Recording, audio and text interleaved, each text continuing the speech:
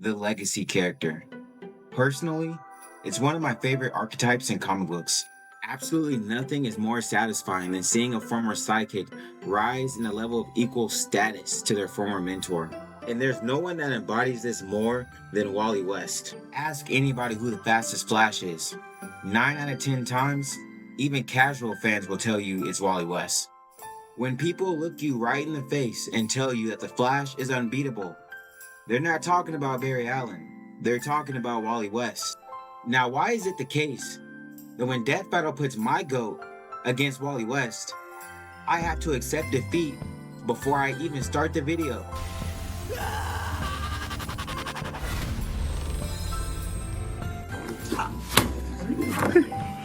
Because Wally West is a legacy character done right. Now, what if I told you that there was another? What if I told you that there was another legacy character that had the potential to be even greater than Wally West? Now, if you saw the title and clicked on this video, you already know who it is, and he needs no introduction. But I'm gonna give him one anyway. Introducing the first Robin, the best Robin, the greatest crash out in Batman history. Who's the lucky now, huh? Sir? Dick Grayson, aka Nightwing. Now, some of you guys might be wondering, why would he put Wally West over Dick Grayson, over Nightwing? Is he stupid? Well, my friends, the answer is simple. Because DC fumbled the bag. Now, it's not even debatable that Nightwing is one of the best written characters in DC history. And in terms of leadership, charisma, and fighting ability, he's probably better than Batman. Even to this day, they still hype him up as being the best of the best. And low-key, they got a point. He is better than Batman. As a matter of fact, there was a time when he was the Batman. And then DC took it away. Because like all nice things, we're not allowed to have them. And DC stripped away Dick Grayson's cape and cowl and forever exiled him to the number 2 spot. At least in my opinion. And that's exactly what this video is going to be about. Why I think DC fumbled the bag by removing Dick Grayson as the Batman. And not just from a character perspective, but also from a marketing perspective, I think it would have benefited DC a lot more to have Dick Grayson take up the mantle of Batman permanently. So if you want to stick around and hear me out, I think some of you might agree with me, and some of you might not. And that's okay too. So let's get started. Now, I know exactly what you're thinking, viewer, but Bruce Wayne is the Batman, and I like Bruce Wayne's Batman. Certainly we shouldn't kill off Bruce Wayne's Batman so Dick Grayson can be Batman. Well, they should both be Batman at the exact same time. Now, you, the audience, might think, wouldn't having 2 Batman be confusing for the casual audiences? Well, for many comic book fans, this actually wouldn't be a problem at all. Having 2 Batman sounds like it could be confusing, but honestly, this is comic books and this thing has been going on for a while. We've always had more than one Flash. We have like 1,000 Green Lanterns and they keep making more. We have 2 Spider-Men and we had 2 Captain Americas. And I've never read a single X-23 Wolverine comic book, but I'm pretty sure she's probably still Wolverine right now, which means we have 2 Wolverines. But why couldn't DC do this again with Batman? They've done it so many times before. Well, they can, and they did. And let me tell you, it was peak. Now, that very brief period of time having Dick Grayson and Bruce Wayne both share the mantle of Batman truly was the definition of having your cake and eating it too. And a part of the reason why is because Grant Morrison's entire Batman run felt like a culmination of all of Batman's history. But the ultimate reason why is seeing a character like Dick Grayson, who's been by Batman's side since the beginning of his creation. Like literally he was created a year after Batman was created. He's had so much history from being in the Teen Titans to becoming Nightwing to finally take up the mantle of Batman and be seen as his equal is just a chef's kiss. It was perfect. Perfect. Everything, down to the last minute details. Like, this run had some of the greatest moments of character development for Batman and Nightwing. These moments are captured for me, such as in the return of Bruce Wayne, when Bruce Wayne finally returns from his time adventure and he accepts the fact that he was never truly alone like he always felt he was. And for Dick Grayson, these moments came all throughout the Batman and Robin run, where he was finally accepting that he could be Batman without being in Bruce's shadow. He could still wear the cowl without turning into Bruce and without sacrificing aspects of himself. And this should remind you of one of the greatest Batman stories, Batman Prodigal. Prodigal is actually the first time Dick Grayson takes up the role as Batman. After Bruce needs some time to rest after recovering from Bane breaking his back and defeating Azrael's Batman, he asks Dick Grayson to fill in for him. And in this story, you can really see the layers and complexities to Dick Grayson's character. As for most of the story, he's in his own head, struggling with his insecurities. He's thinking about the times he failed as Robin, his failure with the Teen Titans, and why Bruce didn't ask him to succeed him as Batman in the first place. He was actually wondering if he was good enough to be Batman. And come on, we know this guy is good enough to be Batman. If you've seen Teen Titans, you know he's good enough to be Batman. But the story ends with Dick Grayson having a renewed faith in his abilities. And after this, he actually goes on to protect his own city and his solo Nightwing run. And I think this story pairs perfectly with where Nightwing ended up after Batman was sent back through time by Darkseid in Final Crisis. During Battle for the Cowl, when Gotham has fallen into chaos and everyone expected Dick Grayson to take up the role as Batman, we see him struggle yet again. But this time, it's not because he didn't know if he could be Batman. This time he knew that if he took up the mantle, it'll be permanent. So his struggle is not whether or not he could do it, is if he wanted to do it, and if anybody should take over for Bruce. And the story ends with Dick Grayson finally taking up the mantle, with him acknowledging that it was his destiny, that he was born to be the Batman. And just like that, my boy Dick Grayson, the first Robin, the leader of the Teen Titans, finally becomes the Batman. And this moment feels like the ultimate payoff for Dick Grayson's character. And it truly felt like there was a point to everything he's been through. As if everything throughout his history, being Robin, leading the Teen Titans, protecting and losing Bloodhaven, was preparing him for this moment. And it's not even like he was just a subpar Batman or he was indistinguishable from Bruce.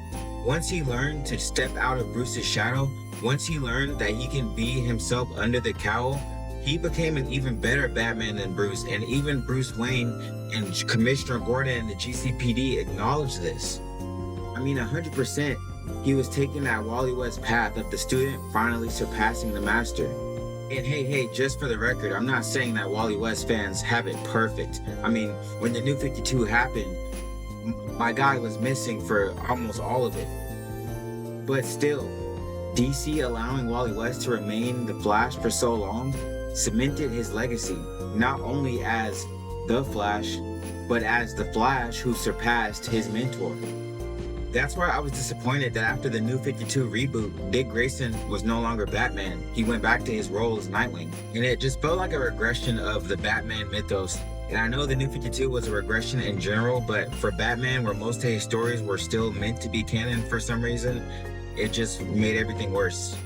Like, Dick Grayson in the New 52 always felt like a sidekick. Like, he had his own book, and he was technically his own hero, but he was always playing second fiddle to Batman.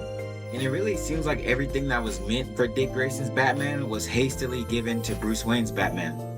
Batman and Robin was no longer about Dick Grayson and Damian, it was now about Bruce Wayne and Damian. Scott Snyder was no longer writing Dick Grayson Batman stories such as Black Mirror and Gates of Gotham, he was now writing Bruce Wayne Batman stories. And there are those rumors that the Court of Owls was originally conceived as a Dick Grayson story. And it makes sense considering his role in those stories, as his great-grandfather was a Talon and he was supposed to be the next Talon. And that would have been way better as a Dick Grayson Batman story because he was meant to be an enforcer for evil in Gotham, but instead he became the sole protector of Gotham. That would have been amazing as a Dick Grayson Batman story, but instead, ultimately, he ended up feeling like a sidekick to Bruce Wayne in that story. And same for the next story, the death of the family, and honestly, same for Forever Evil. Now, I know there are Dick Grayson fans that prefer him to be Nightwing. And honestly, I can understand that. He spent a lot of time distancing himself from Batman, making a name for himself and becoming his own hero.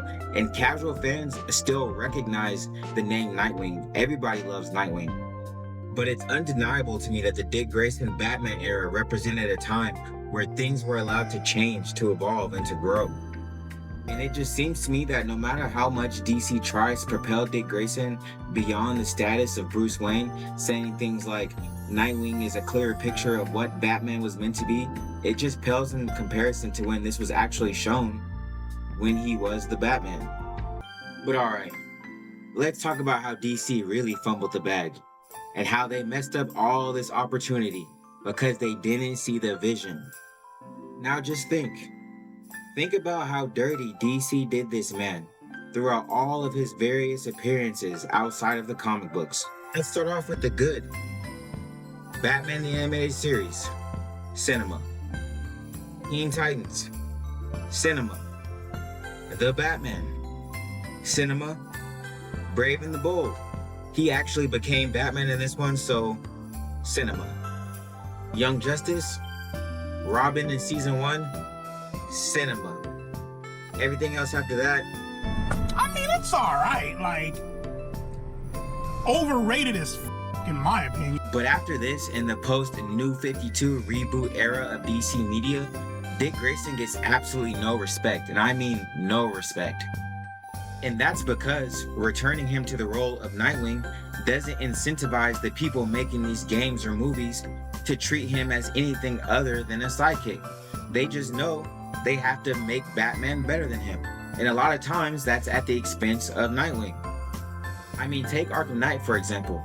Dick Grayson gets captured by the Penguin just so Batman can come in and save him. And yeah, it's a cool scene, it's a cool fight, but the Penguin? How? How did they think that was okay to even put it in the game? I'm so sick of this company. And I don't even want to talk about Batman Bad Blood, where they actually had Dick Grayson don the cowl just so he can get beat up, get his arm broken, and not even put up a fight against Bruce. Trash. And just Titans in general. It's the biggest piece of dog shit. Let's move on. Dick Grayson is often underrepresented and used as just a cool side character that people can recognize most of the time because that's how people see him. They see him as the Robin who got older, but still under Batman. It sucks because DC has a lot of great characters, with Dick Grayson being one of their best, but they would never invest in him because he's not Batman. In most people's eyes, he's just the first Robin, the older Robin, the Robin that grew up. But this is exactly why DC didn't see the long-term vision. We all know DC has a Batman bias. 90% of their releases are all Batman related. And utilizing Dick Grayson's Batman is a way that they can keep things fresh while utilizing all of the iconic elements of Batman. In his short run as Batman already produced fan-favorite stories and fan-favorite characters. So imagine if DC would have kept that going. More than likely, they would have been willing to adapt those great stories just because Batman's name is on the title. And I'm fairly certain that this would have been a successful route for DC because Marvel already showed us that this was possible. I mean, just look at Miles Morales. He's a far weaker character than Dick Grayson. And he doesn't even have the years upon years of anything close to the connection that Nightwing has to Batman. But Marvel committed to keeping Miles Morales as Spider-Man, literally at all costs, literally reality warping him into the same universe as mainstream Peter Parker. And because of this, they were able to tell Spider-Man stories with a completely different character. And we can see that this paid off. I mean, Miles Morales is Spider-Man. Miles Morales has 2 amazing Spider-Man movies. Miles Morales has an amazing Spider-Man game, and a less amazing game that he co-stars alongside Peter Parker. Now imagine if DC had the same mentality. They would still be rolling in Arkham money. They wouldn't have had to kill Batman in Suicide Squad, kill the Justice League. That game wouldn't have even had to come out. It would have been a no-brainer. Oh, Batman died in Arkham Knight, bring in Dick Grayson. Easy. Bring in Damian Wayne Robin. They didn't have to make up a fake Damian Batman for the rumored Arkham insurgency. They would have had another Batman right there, fresh off the presser, ready to go. But Warner Brothers can't trust anybody besides Batman to carry a game. I mean, that's why they gave us Gotham Knights, which is essentially sidekicks the game, when Nightwing could have soloed that whole story by himself. And I think that's the problem with the Bat family. They're all seen too much as Batman's sons, and I think that's a great dynamic when they're allowed to be more than that, but they're not. Why would they adapt stories like Battle for the Cowl, which is just begging for an animated adaptation, when everybody knows that Dick Grayson is just gonna go back to being Nightwing, when everybody knows that Red Hood is just gonna flip-flop between being an anti-hero and a villain, and Batman's just gonna let him? Ultimately, I think DC perpetually keeping Dick Grayson as Nightwing does a disservice to everything that the character has built towards. I think the time he spent as Nightwing was extremely important. It allowed him to grow. It allowed him to become his own man, to work through his flaws and become the compassionate leader that we all know him to be today. His time as Robin and as Nightwing should be treated as the origin for him becoming a better Batman than Bruce Wayne. And even though DC continues to tell great Nightwing stories, they just don't hit as hard when you know that he was once the Batman. And it also doesn't incentivize DC to tell those great stories outside of the comic books. And ultimately, that's why I think DC fumbled the bag.